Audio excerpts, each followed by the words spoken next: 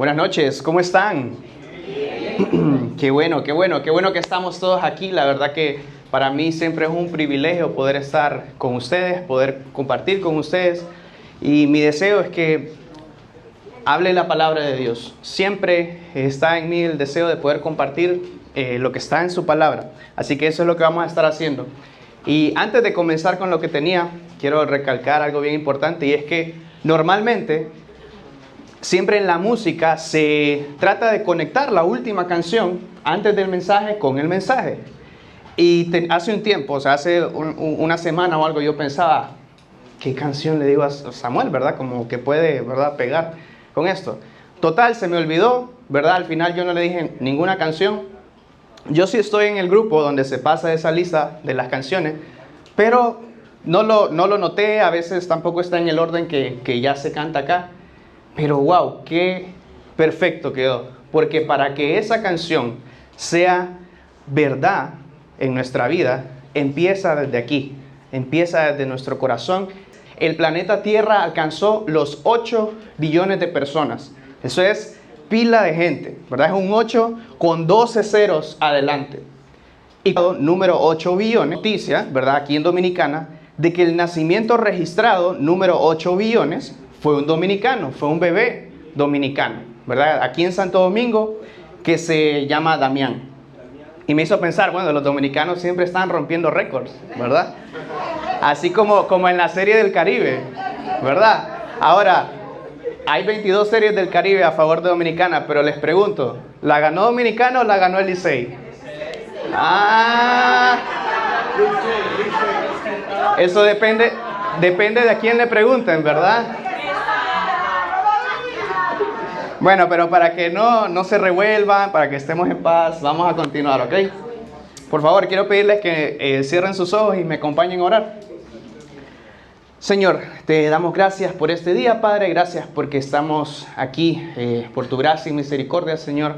Que podamos cada día ver, Señor, cómo es un regalo de tu parte para nosotros, y de la misma forma que podamos aprovecharlo al máximo, Señor. Reflejarte en todo lo que hagamos, Señor, porque tú estás en todas las cosas que hagamos.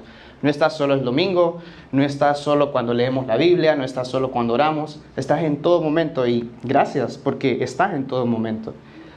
Te pido por este tiempo, Señor, que estamos aquí juntos, porque podamos disfrutar, podamos aprender, y gracias porque estamos en familia, Señor, porque podemos estar aquí juntos. Te doy gracias por eso y te ponemos este tiempo en tus manos, Señor, en el nombre de Jesús. Amén. Quiero que levanten su mano en la siguiente pregunta, si aplica para ustedes, pero ¿a quiénes les gustan las serpientes aquí? Bueno, parece que solo a Leo, la hija de Leo, el hijo de Leo. Creo que tiene que ver algo con Leo. Pero, y la esposa de Leo, perdón. Pero no creo que a la esposa de Leo le gusten las serpientes. Pero bueno, les voy a dar un dato interesante de las serpientes. ¿Sabían que cada año casi 3 millones de personas son mordidas por serpientes alrededor del mundo? Y solo para tener una percepción de esos 8 billones que les estaba diciendo, pongámoslo fácil, imagínense 8,000 pesos. A 3 pesos muerden las serpientes todos los años, es bien poquito. Pero si lo vemos con la gente que hay aquí en Dominicana, básicamente sería 1/3 de los dominicanos. Porque somos 10, 11 millones, pues a 3 millones muerden la serpiente. Ya ahí sí, ya son bastante. Leo estaría del otro lado, de los 2 que no muerden, ¿verdad? Porque a él le gustan, obviamente. Y aunque de este dato que les voy a dar no hay estadística, pero hay un porcentaje de esos 3 millones de personas que son mordidos por serpientes, que esas serpientes ya habían sido decapitadas. O sea, ya les habían cortado la cabeza y fueron mordidos, fueron picados. La moraleja es, revisen 2 veces o mejor no se acerquen. Y me pareció bien interesante porque podemos ver esto como nosotros, Jesús y Satanás. Mírenlo de esta forma. Jesús venció a la serpiente, o sea, que Satanás es la serpiente, pero aunque esa serpiente ya está vencida, ya está decapitada, aún nos puede morder, aún nos puede hacer daño. E incluso, en el dato estadístico, esa serpiente decapitada más levemente mata personas aún. Y aunque en nuestro caso, ¿verdad?, hablando en ese contexto de Jesús, Satanás, Ya si nosotros somos salvos, aunque nos muerda, no nos puede mandar al infierno, ¿verdad? Somos salvos por gracia, por medio de la fe, por el sacrificio de Jesucristo, pero sí nos puede hacer daño, ¿verdad? Y eso es lo que Satanás se empeña en hacer, ¿verdad? En mordernos, picarnos, dañarnos, destruir nuestra vida, porque no olvidemos que Satanás en ningún momento quiere, ¿verdad? Como que, me hizo un morete aquí. No, él quiere que mi pierna no esté, ¿verdad? Que me pase algo y mi pierna no esté. En todos los sentidos, física, emocional, psicológica, mentalmente, en todos los sentidos. Pero bueno, la Biblia habla de un término que se llama ceguera espiritual, que es ese momento en que la persona simplemente no puede ver, está cegado espiritualmente y no puede ver ni entender el Evangelio, ¿verdad? Lo puede tener ahí enfrente, el regalo de Dios para su vida, pero no lo ve, ¿verdad? Y todos, en un punto de nuestra vida, estamos en ese momento, donde nos explican mil veces, nos lo explican de adelante para atrás, de atrás para adelante, de una forma o de otra, con un testimonio, con versos, y no lo vemos. Pablo describe que Satanás es el que causa esa ceguera, ¿verdad? No es otra cosa, es Satanás. Fíjense lo que dice 2 Corintios 4:4. Satanás, quien es el Dios de este mundo, ha cegado la mente de los que no creen.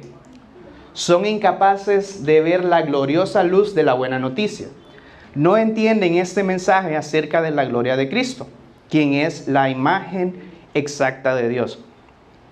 Y aunque este pasaje inicialmente está hablando de personas que no son salvas, que no han conocido a Jesucristo, pero como les decía, Satanás, esa serpiente decapitada, en nuestro caso, cuando ya hemos recibido a Jesucristo, cuando Él ya es nuestro Salvador, cuando ya tenemos el Espíritu, sigue intentando mordernos, sigue intentando cegarnos la vista espiritualmente hablando, para que veamos, hagamos, pensemos, digamos cualquier cosa, menos lo que Dios quiere realmente que hagamos. Para que hagamos cualquier cosa que incluso le encanta que parezca que estamos en línea recta, vamos a decir que este camino está recto, pero que al final termina torcido, como los grados de los veleros, que parece que van rectos, pero un grado que empezó mal aquí, termina no sé cuántos kilómetros de distancia en el camino final.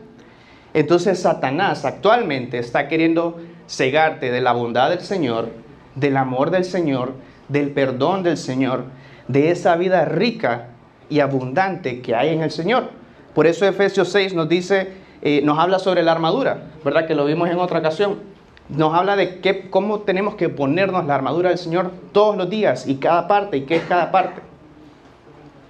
Y además de todo esto, además de Satanás, tenemos nuestro corazón. Nuestro corazoncito también entra en juego en esto. Saben que la Biblia menciona el corazón casi 1000 veces. Casi 1000 veces es bastante.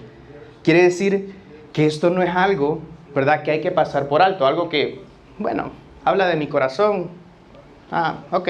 No, es bien importante para el Señor que analicemos, que miremos, que indaguemos para atrás, ¿verdad? O para adentro, mejor dicho.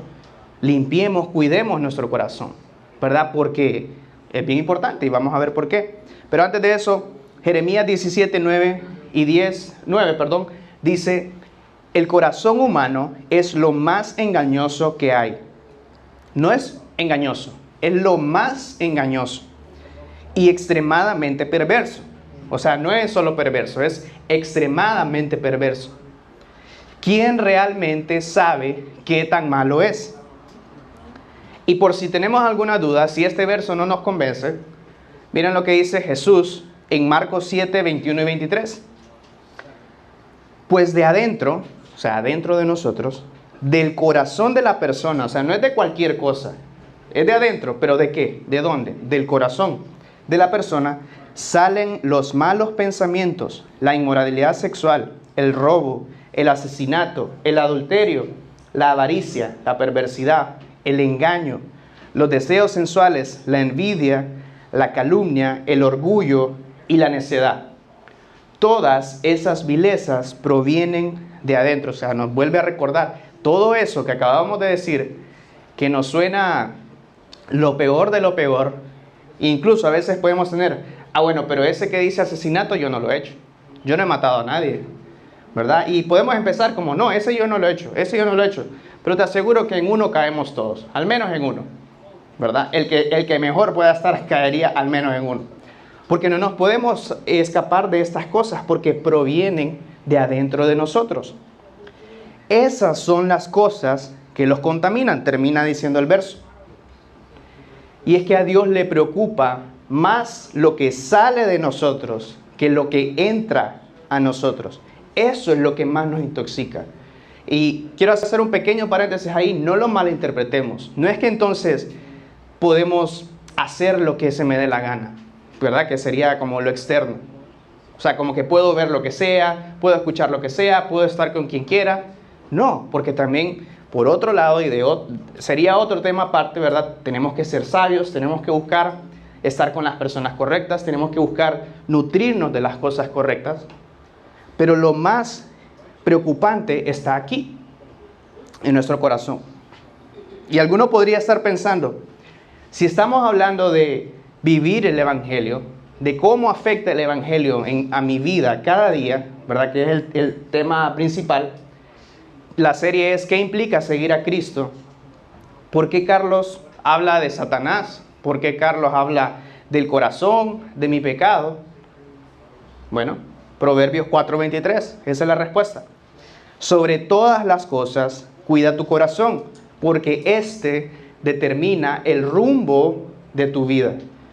Yo no sé si alguna vez nos hemos puesto a pensar que algo está determinando el rumbo de mi vida, ¿verdad? Y es algo bien profundo, ¿verdad? Pero está en la palabra y nos está diciendo qué es lo que determina ese rumbo, nuestro corazón, y nos está mandando a cuidar nuestro corazón.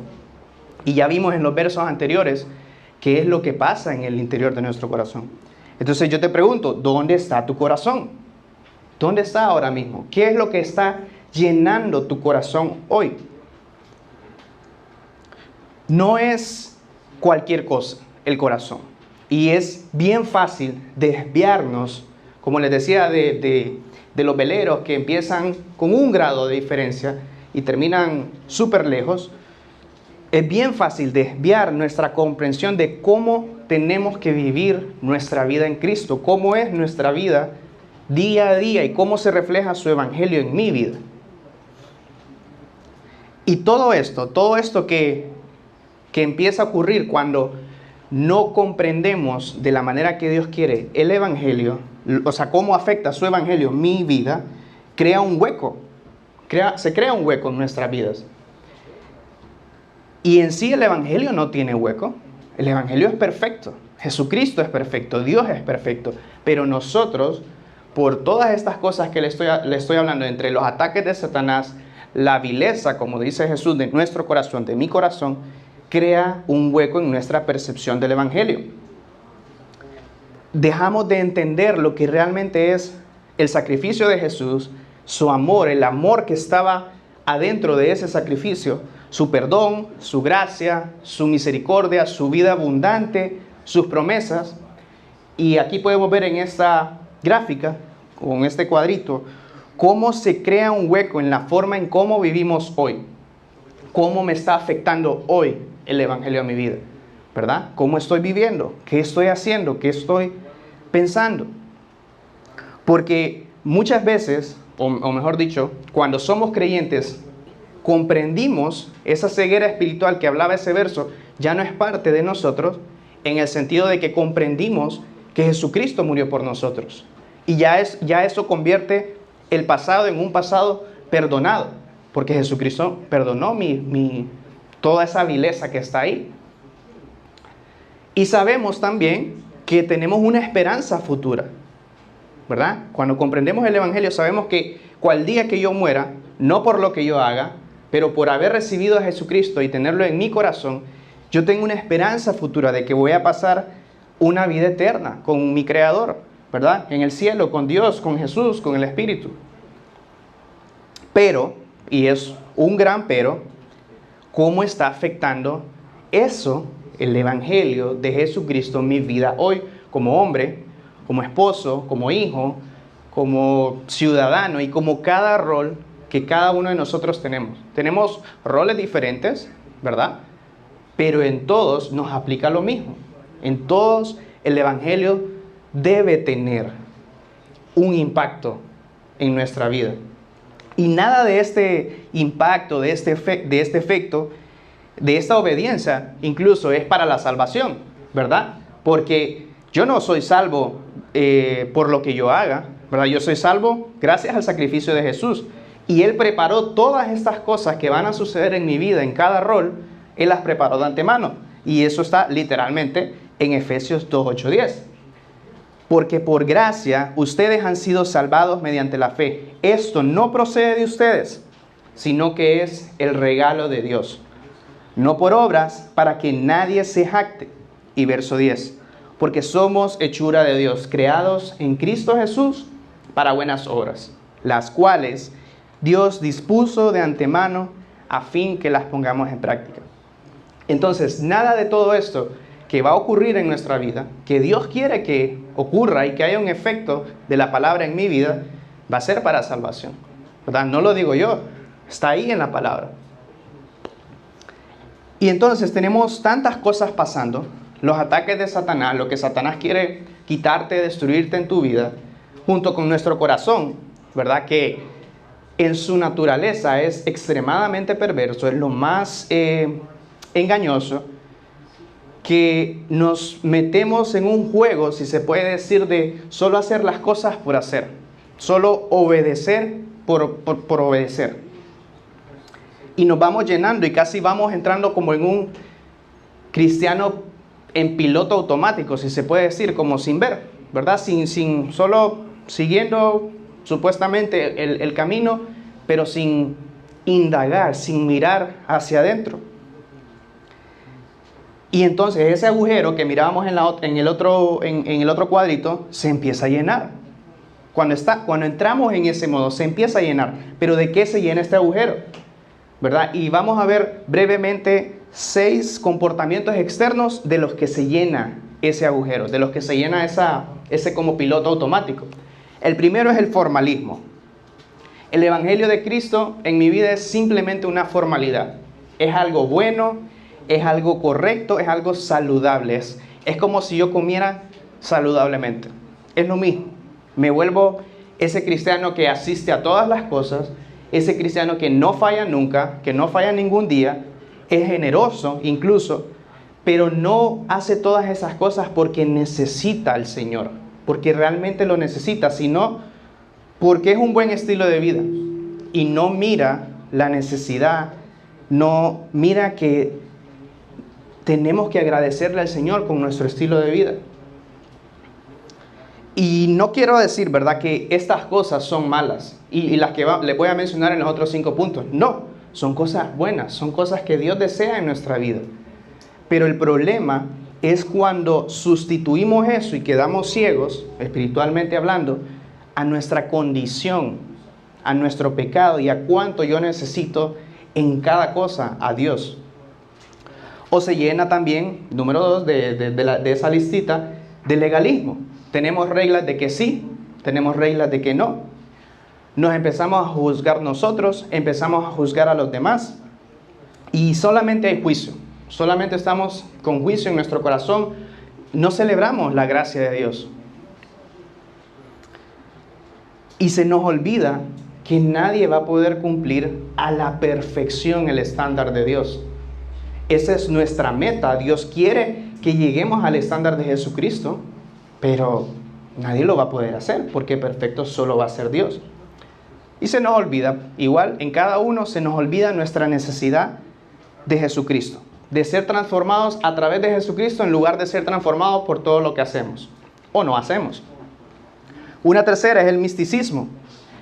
Aquí buscamos más esa experiencia emocional, ese, no sé cómo se le puede llamar, ese fuego, por así decirlo, que conectarnos con Cristo en intimidad, que conectarnos con el cuerpo de Cristo. Pasamos desanimados y aunque hay momentos en que sentimos que estamos, ¿verdad?, con todo, dándole con todo, el siguiente día ya estoy totalmente en el piso, ¿verdad? Porque es más por momentos, por emociones, por sentimientos. Claro que en la vida cristiana hay momentos y hay experiencias y hay momentos en que te sientes bien, ¿verdad? En Cristo. Como les decía al inicio, nada de estas cosas en sí son malas, sino cuando torcemos el significado de esto. Entonces, aquí en el misticismo se vuelve más la búsqueda de ese tipo de experiencia que la búsqueda genuina de Cristo, ¿verdad? Y de su palabra y de lo que puede hacer en mi corazón. Una cuarta es que nos volvemos activistas. Ser cristiano es como cualquier otra buena causa, como, no sé, Provida, no sé, no me viene otra a la mente, como una buena causa y ya, no tiene ningún otro valor, porque obviamente todo allá afuera, o casi todo, es muy malo, y entonces tenemos que luchar por algo correcto, que ahí es donde entra el cristianismo.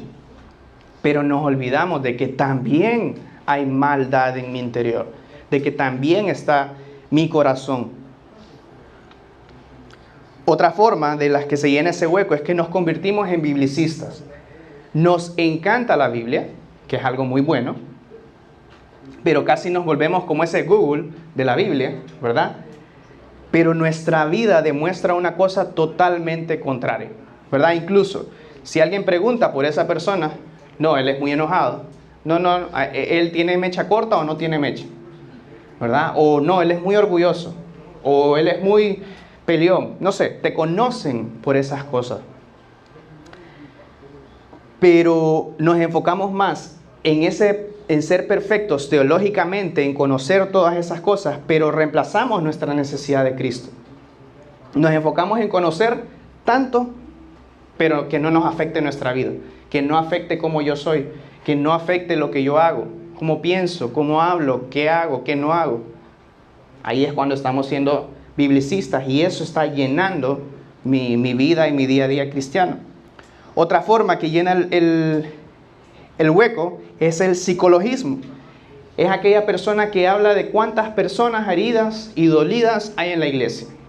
Cuántas personas necesitan, ¿verdad?, a Cristo y reconoce que Cristo es el único lugar de paz. No es que piensa que hay otra cosa, pero reconoce que Jesucristo es el único lugar de paz, de perdón, de refugio y que no hay nada más. Pero el problema está en que habla de eso, habla a las otras personas de eso, pero eso no es realidad en su vida. Entonces, en vez de tener una necesidad real de Jesucristo, es más como que Jesucristo es un terapista en lugar de su Salvador. Y también predica, le habla a las otras personas de eso, pero no descansa realmente en Jesucristo, ¿verdad? Y en la paz que hay cuando vamos a Él. Y por último, se puede llenar también de socialismo, pero no el socialismo, ¿verdad?, como Cuba, Venezuela, no, sino es esa persona que está tan emocionada, ¿verdad?, y tan agradecida genuinamente, no es falso, con las relaciones que Cristo trajo a su vida, con las amistades que Cristo trajo a su vida. Y siempre está activo, siempre está participando, pero el problema empieza cuando todas esas personas cercanas a ella, ¿verdad?, a esta persona, se van, se mudan, se cambia el grupo, pasa algo con esas personas, ¿verdad?, más importantes con las que conectó, que simplemente dejan de buscar al Señor, dejan de asistir, dejan de buscar, ¿verdad?, esa relación. Y el problema está en que no nos damos cuenta de eso, ¿verdad? No lo vemos, pero sin darnos cuenta, sustituimos la dependencia y necesidad que tenemos de Cristo con las amistades, con la chercha, ¿verdad?, con el corito de la iglesia. Entonces la iglesia es más un club social, pero espiritual. Y todas estas cosas ocurren y llenan nuestra vida, como les decía al inicio, porque en sí no son cosas malas, ¿verdad? Entonces cumplen verdades del Evangelio. El Evangelio sí me llama a buscar santidad, a obedecer al Señor, me llama a compartir con el cuerpo de Cristo, me llama a crecer mi amistad, ¿verdad? Mi relación con mi unidad con las personas. También en el transcurso de mi vida cristiana, Dios me va a hablar de maneras únicas a mí, de maneras personales. a través de su palabra, a través de otras personas. Dios quiere también que sea de influencia, ¿verdad? En el mundo, de que cuente, de que comparta su evangelio, ¿verdad? No es que esas cosas son mentiras. Y también desea que seamos miembros activos de la iglesia, que sirvamos, que ayudemos, que compartamos. Entonces, todos esos puntos cumplen verdades del evangelio, pero el problema está cuando en el camino distorsionamos todas estas verdades y lo convertimos en todas esas otras cosas. Entonces, la pregunta es, ¿cómo yo hago? ¿Cómo yo puedo hacer para que de manera personal, ¿verdad? Mi corazón, yo con el Señor, ¿cómo puedo ver mi necesidad y mi condición espiritual? Para yo realmente entonces poder sanar mi corazón, ¿verdad? Y poder verlo a Él de manera personal día tras día en cada una de las cosas que hagamos. Porque esa es la clave, o una de las cosas claves con esto, que tenemos que romper el chip, ¿verdad? De que Dios está en la iglesia. No, Dios está en todos lados, en todas las cosas. Yo antes, o sea, hace unos años pensaba ridículo cómo podía ser que Dios estuviera hasta en cómo yo lavo los platos. ¿Lo estoy haciendo con buena actitud? ¿Lo estoy haciendo con mala actitud? ¿Estoy tirando el plato? ¿Verdad? Ese es un ejemplo sencillito, pero o sea, Dios está en todo. Y eso es lo que tenemos que cambiar. Y la respuesta a esa pregunta, bueno, gracias al Señor, Jesús pensó en todas las cosas. Y Jesús nos dejó enseñanzas en su palabra. Vamos al primer punto, que pueden anotar ahí en su boletín. Transforma tu corazón y tu mente frente a las circunstancias. Transforma tu corazón. La primera enseñanza es transforma tu corazón y tu mente frente a las circunstancias. Y quiero hacer un punto ahí. Cuando tengamos que atravesar tormentas en nuestra vida, porque vamos a tener que atravesar tormentas, ¿verdad? Ahí no se trata de que puede ser que te toquen tormentas. No. Cuando te toque atravesar tormentas, tenemos que agarrarnos de que la fidelidad de Dios a sus promesas es lo que nos va a dar esa esperanza en medio de esas promesas. Y de nuevo, no es si llega, ¿verdad? Si puede ser que te toque a ti. No, el día malo, como dice la Biblia, va a llegar a todos. O ya llegó, o no sabemos cuántas veces más nos va a llegar, pero llegó o llega. Y vamos a estar viendo un poco en Lamentaciones 3, pero para dar un poco de contexto, Lamentaciones 3 nos habla acerca de la destrucción de Jerusalén a manos del rey Nabucodonosor, ¿verdad? Él era el rey de Babilonia y esto ocurre en el año 587-586 a.C. Y solo para que tengan una idea, Babilonia de Jerusalén estaba a más o menos unos 1000 kilómetros, solo para que se ubiquen. Era como ir y venir a Montecristi, ¿verdad? Que es como el punto más lejano, creo yo aquí. Ir y venir, ir y venir. Era lejos, ¿verdad? Era bastante tiempo. Y no tenían una carretera bonita como la que tenemos aquí. Y Lamentaciones consiste como en una serie de poemas, ¿verdad? Algo así, escritos por Jeremías.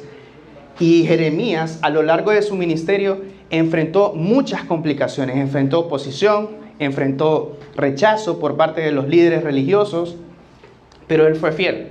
Él continuó predicando el mensaje que Dios le había dado. Y más o menos se cree que Jeremías empezó, ¿verdad?, su ministerio a predicar en el 627 a.C. Entonces, hay un periodo ahí de unos 40 años que en algún momento de eso fue que él, ¿verdad?, profetizó sobre esto que había ocurrido con Jerusalén y Babilonia. Pero desconozco si hay un momento exacto, pero fue en ese periodo.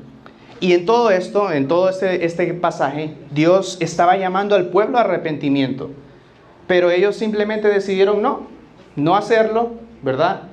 Y fue tarde y todo quedó destruido. Y el capítulo 1 y 2 es más Jeremías hablando como desde la perspectiva del pueblo, ¿verdad? De Jerusalén. Pero ya en el capítulo 3 es más personal. es más de sus aflicciones, de su dolor en medio de todo eso. Aunque al mismo tiempo él sabía que era la disciplina del Señor, ¿verdad? A Israel por la idolatría. Y solo, aunque los versos puntuales es del 21 al 25, solo quiero mencionar unos cuantos antes de él, no en orden, solo algunos, para que entendamos, veamos el contexto de cómo estaba expresándose Jeremías. Incluso el enunciado es el significado del sufrimiento, así está en la Biblia. Verso 1, soy un hombre que ha visto el sufrimiento cuando Dios castiga lleno de ira. Me guió y me hizo caminar en la oscuridad, no en la luz. Me puso en mi contra una y otra vez. Todo el tiempo, a pesar de que lloré, le pedí que me rescatara.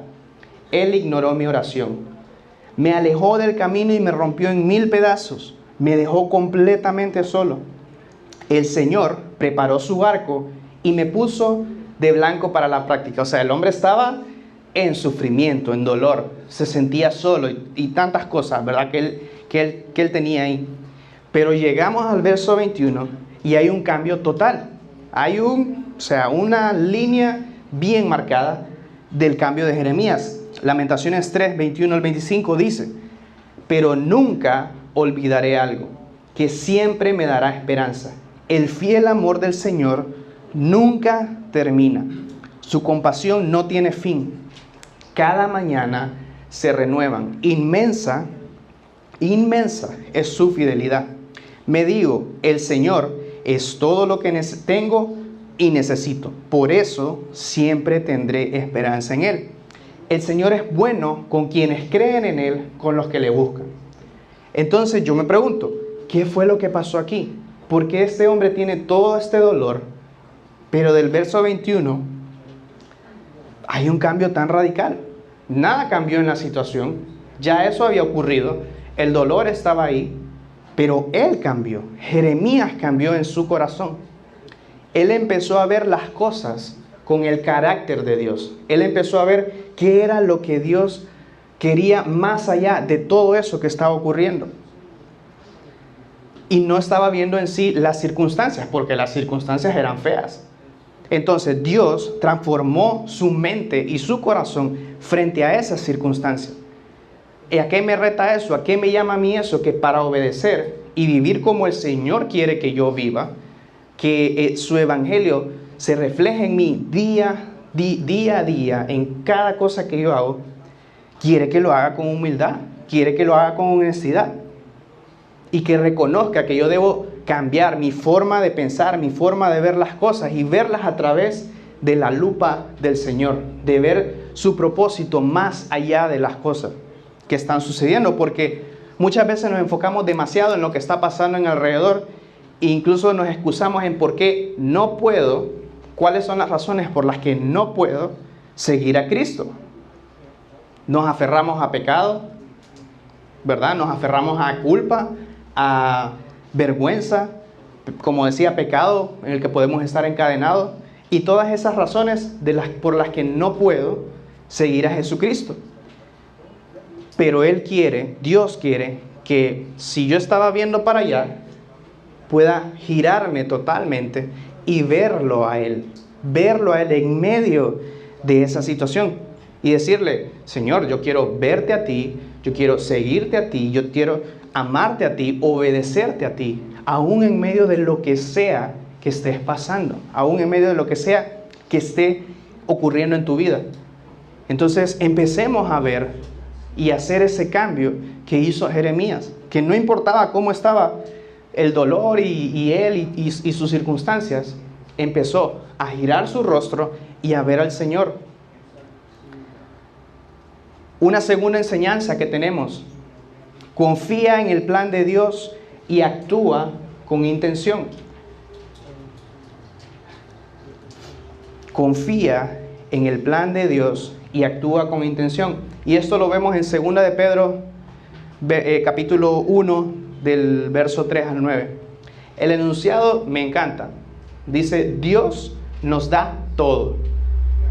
¿Qué nos da Dios? Todo. Ahí podríamos cerrar ese punto. No, son bromas. Verso 3. Con su poder divino, Jesús nos da todo lo que necesitamos para dedicar nuestra vida a Dios. Todo lo tenemos porque lo conocemos a Él, quien nos llamó por su gloria y excelencia. Así nos dio promesas preciosas y valiosas. Confiando en ellas, fíjense ese punto que rompe eso. Confiando en ellas, en todas esas promesas, ustedes serán semejantes a Dios y podrán escapar del mundo, el cual será destruido a causa de los malos deseos de los seres humanos. Como ya tienen esas promesas, esfuércense ahora por mejorar su vida así. A la fe, añádanle un carácter digno de admiración. Al carácter digno de admiración, añádanle conocimiento. Al conocimiento, añádanle dominio propio. Al dominio propio, añádanle constancia. A la constancia, añádanle servicio a Dios. Al servicio a Dios, añádanle afecto a sus hermanos en Cristo. Y a ese afecto, añádanle amor. Si todas estas cosas están presentes en su vida y aumentan, entonces no serán gente inútil y no habrán conocido en vano a nuestro Señor Jesucristo. Si a alguien le faltan estas cosas, entonces está tan corto de vista que está ciego, cegados espiritualmente, y ha olvidado que sus pecados fueron perdonados. Y solo para leer esos últimos dos versos, o el verso 8, en otra versión que me gustó una palabra, dice: cuanto más crezcan de esta manera, más productivos y útiles serán en el conocimiento del Señor Jesucristo. Pero los que no llegan a desarrollarse de esta forma son cortos de vista o ciegos y olvidan que fueron limpiados de sus pecados pasados. Y las palabras que me llamaron la atención fue: más productivos y útiles serán en el conocimiento. Yo sé que no solo a mí me pasa, pero se fijan que cuando alguien nos está hablando de cualquier cosa, en un modo tranquilo o cuando se está calentando la cosa, ya estamos pensando en la respuesta, ¿verdad? Ya estamos con eso. ¿Qué le voy a responder? Somos exactamente igual con Dios, porque podemos leer esos versos, y entonces, añádale dominio propio. No, yo no tengo. Es que yo no me aguanto. Es que nadie me ayuda. Decíamos en el grupo, es que el prójimo no coopera, ¿verdad? Y pensamos en eso. Añádale servicio a Dios. Pero es que ¿cómo sirvo? No sé cómo servir. Entonces estamos ya tratando de responderle al Señor, ¿verdad? Aún cuando tenemos ahí tan claro, ¿verdad? Lo que Él quiere que hagamos. Entonces confiemos en el Señor, confiemos en su plan, confiemos en el propósito que Él tiene para mi vida, confiemos en que es perfecto y que ahí tenemos esos pasos de cosas que tenemos que hacer. No dejemos de excusarnos, ¿verdad? Y más bien miremos, como decía el primero, añádale un carácter digno de admiración. ¿Qué estoy haciendo? Ese es tu testimonio. ¿Qué estás haciendo hoy para reflejar al Señor? Al carácter digno de admiración, añádele conocimiento. Busca empaparte de la palabra de Dios. Busca conocer y reconocer al mismo tiempo tu necesidad de buscar al Señor. Porque no se trata de que lo busques porque lo busques. Porque si no, solo vas a estar leyendo y ya. Pero no va a estar entrando nada a tu corazón. Al conocimiento, añádele dominio propio. Al dominio propio, añádele constancia. A la constancia, añádele servicio a Dios. Sirve al Señor. Y te recuerdo, servir al Señor no es solo el domingo. Servir al Señor no es solo en una semana como esta, que tenemos un grupo y que puedes servir. Eso es una forma, pero literalmente puedes servir en tu casa. Puedes servir en cómo haces las cosas, cómo haces tu trabajo, cómo estudias. Entonces, rompamos eso. Al servicio de Dios, añádele afecto a sus hermanos en Cristo y a ese afecto añádele amor. Ama genuinamente, sin esperar nada a cambio, a tus hermanos. Ama. Y cada uno de estos puntos requiere nuestra acción, requiere que seamos intencionales. Como dice el verso 5, como ya tienen esas promesas, esfuércense. Y por ahí yo lo recalqué, lo marqué en negrita. Eso requiere mi decisión, esfuércense por mejorar su vida de esta manera y todo lo que vimos ahora. O sea que encima de todo, mi vida va a mejorar. Pero todo empezó desde que yo estoy confiando en el Señor, desde que yo estoy limpiando mi corazón y estoy siguiendo lo que está en su palabra. Yo tengo que creer que haciendo estas cosas mi vida va a mejorar. Y esforzarme, como dice el verso, no es al revés, no es hacer y nada en mi interior, sino en mi interior ver hacia mí y esas obras, como dice Efesios, están preparadas. Tú las vas a ver, Él las preparó, tú las vas a hacer. No es que tienes que estar pensando, ¿qué tengo que hacer hoy? No, eso va a salir natural cuando estamos buscando, cuando estamos haciendo todo esto. Porque sabemos que lo natural en mi corazón es la maldad, pero es el Señor que nos va limpiando. Entonces no nos llenemos de hacer por hacer. Y un tercer punto, una tercera enseñanza es: ve con un corazón noble, escucha con atención y obedece con diligencia. Ve con un corazón noble, escucha con atención y obedece con diligencia. Y desde ya yo les quiero pedir disculpas porque el pasaje que está en su boletín es Marcos, creo que dice Marcos, pero es Lucas. Lucas 8, 11, 15. También está en Marcos, solo que está en otro número. Y esto es la parábola del sembrador. Y hay algo bien interesante ahí que podemos aplicar para nosotros. Lo vamos a leer. Esto es lo que quiere decir la historia. Es Jesús explicándole a sus discípulos la historia que acaba de contar. La semilla es el mensaje de Dios. Las que cayeron a un lado del camino son como aquellos que oyen el mensaje, pero el diablo viene y se los quita. Así no pueden creer ni ser salvos. Las semillas que cayeron en las piedras son como aquellos que oyen y aceptan el mensaje con alegría, pero no tienen raíces profundas. Creen por un tiempo, pero cuando las dificultades los ponen a prueba, se dan por vencidos. Sueltan eso en banda. Las semillas que cayeron entre espinos son como aquellos que oyen el mensaje, pero yéndose dejan que las preocupaciones, las riquezas y los placeres de esta vida los ahoguen y no dan fruto. Y el verso en que más nos vamos a enfocar es el 15. La semilla que cayó en tierra buena son los que con corazón noble y bueno escuchan el mensaje, lo obedecen y con paciencia producen buena cosecha. Yo creo que, y yo al menos me incluyo ahí, muchas veces he visto este pasaje como, bueno, quiero ser buena tierra, ya, quiero ser de ese que da fruto y ya. Y no es que eso es malo, pero no profundizamos y no sé si en algún momento habían pensado que en los 4 puntos de donde cayó la semilla, el suelo es nuestro corazón. Verso 15, la semilla que cayó en tierra buena son los que con corazón noble y bueno escuchan el mensaje, lo obedecen y con paciencia producen buena cosecha. Y otras versiones, en lugar de escuchan, dicen retienen. Y me llamó mucho la atención porque retener en su definición es impedir que algo salga, impedir que algo se mueva, se elimine o desaparezca. O sea, yo tengo que impedir que el mensaje que recibo salga de mí. O sea, tengo que retenerlo, tengo que escucharlo, no oírlo. Y claro, este es el resultado que todos desean. Todos deseamos que eso sea lo que ocurra en mi vida.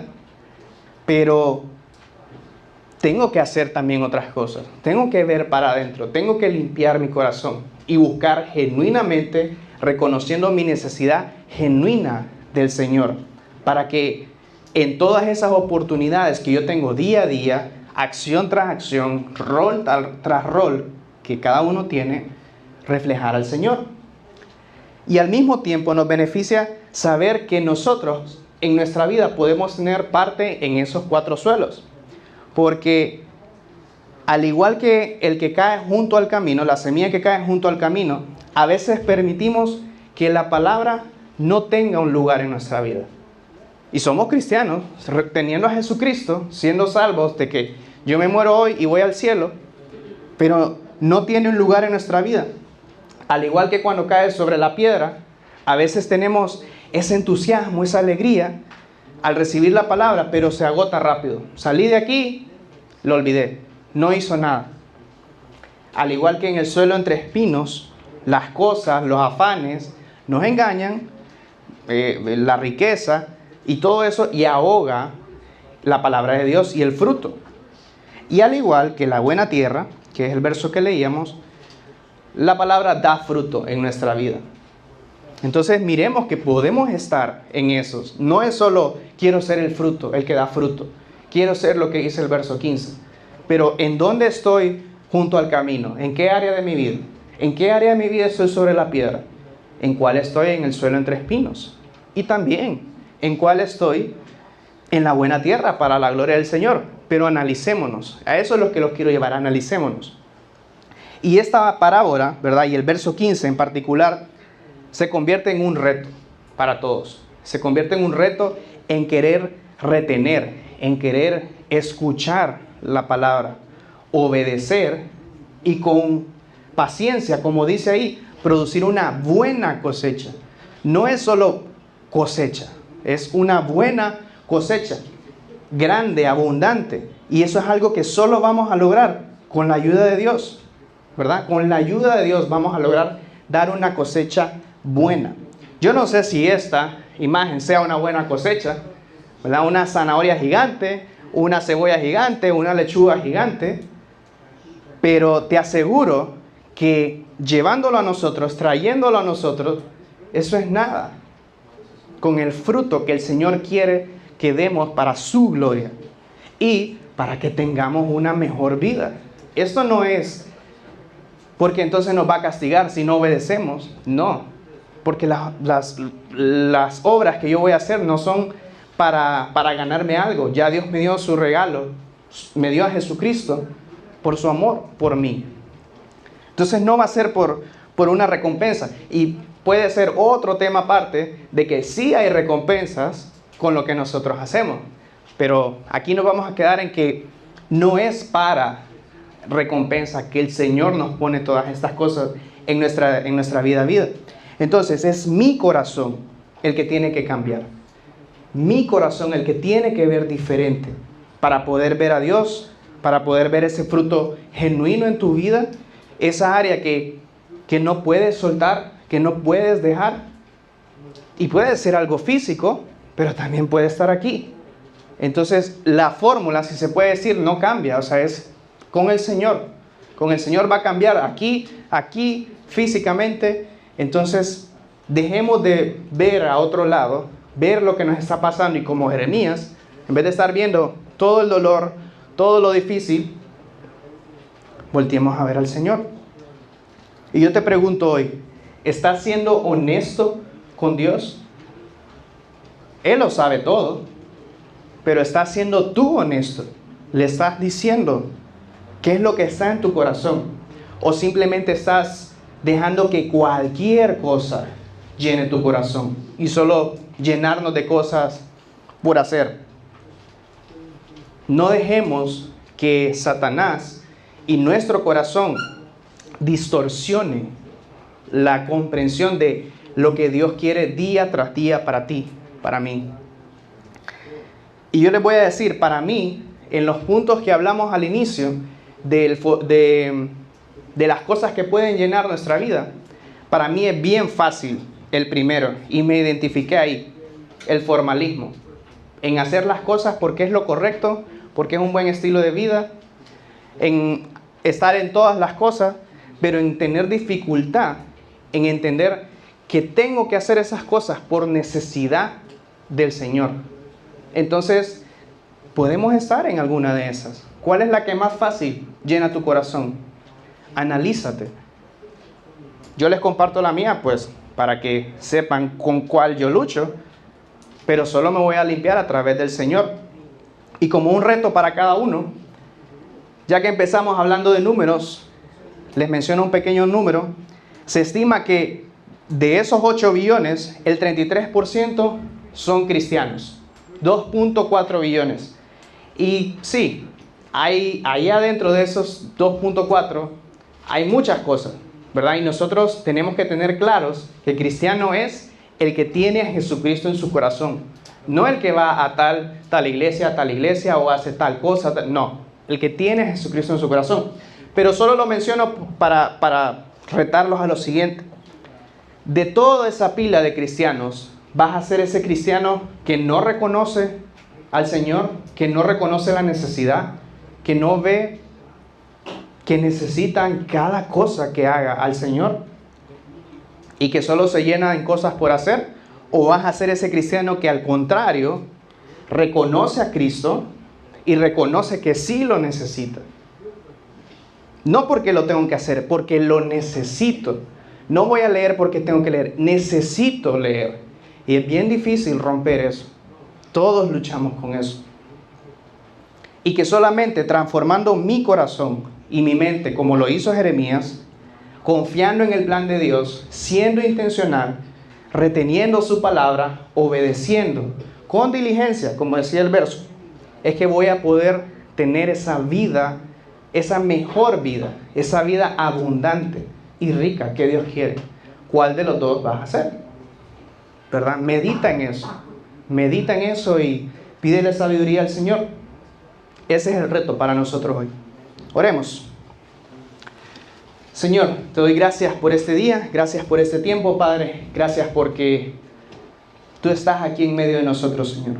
Porque podemos buscarte, porque tú estás con tus brazos abiertos para nosotros, Señor. No importa dónde estemos, no importa qué estemos haciendo, con quién estemos, podemos cerrar o no cerrar nuestros ojos y tú estás ahí, podemos hablarte. Y gracias, Señor, porque estás con tus brazos abiertos para nosotros. Señor, que podamos ver la necesidad que tenemos de ti, Señor. Que podamos reconocerte en todas las cosas que hacemos. Y que no dejemos que otras cosas nos llenen solo porque sí. Que podamos reconocerte en nuestra vida, Señor. Y gracias, Padre. Gracias porque enviaste a Jesucristo, Señor. Gracias porque Él murió por nosotros. Y porque solo con reconocer eso, con ver mi necesidad de pecado, Señor, que tengo en mi corazón, Él me limpia, Señor, y me deja frente a ti, limpio, blanco. Gracias por eso, Padre. Señor, que podamos seguir disfrutando de este tiempo y gracias, Padre, por este tiempo que hemos tenido. En el nombre de Jesús. Amén. Amén.